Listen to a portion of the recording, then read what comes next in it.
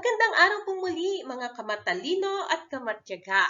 Ngayon pong araw na ito ay patuloy tayo sa ating pag-aaral sa Business Mathematics. Pero sa pagkakataon pong ito, ang atin naman pong tatalakayin ay ang compound interest. So sa video po na ito ay aaralin lang po natin yung mga simple terms at konting formula na pwede po nating magamit in computing the compound interest. So, syempre, una pong gagawin po natin is define po muna natin kung ano po yung compound interest. Okay? So, the difference between the compound amount and the principal is what do we call a compound interest. Alright? But, ano po kaya ang pagkakaiba niya sa simple interest? Di ba po, in simple interest, we have once. Okay? Yun yung dapat nating tandaan. Once. But here, in compound interest, meron po tayong tinatawag na conversion period. The time between successive conversion of interest into principal. So, ibig sabihin, hindi po isang beses lang. Alright?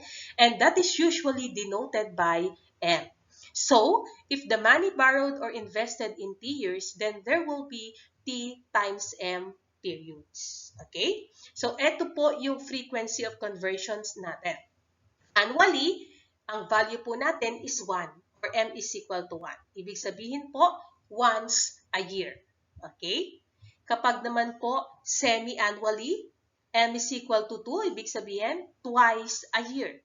And it happened every 6 months. Okay?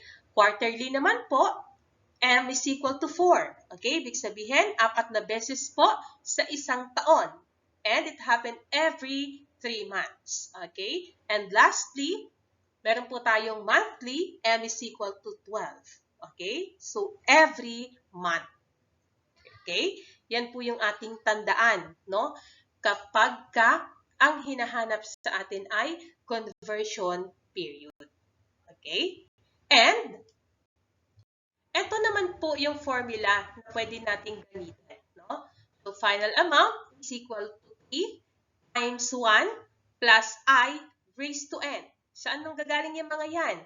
Okay, pag sinabi po natin F, that is the final amount, also called as compound amount, or the maturity value, okay, or the future value. P is the principal amount, and also called as original amount, or our present value. We have also here rate of interest. No? If you will ask me, wala naman pong R sa ating formula. So later, malalaman natin yan. And length of time. Wala naman pong time or T sa ating formula. Okay, later. So, meron tayong conversion period and again, that is denoted by M. Alright? So, ito naman pong R and T, dito na po natin siya gagamitin.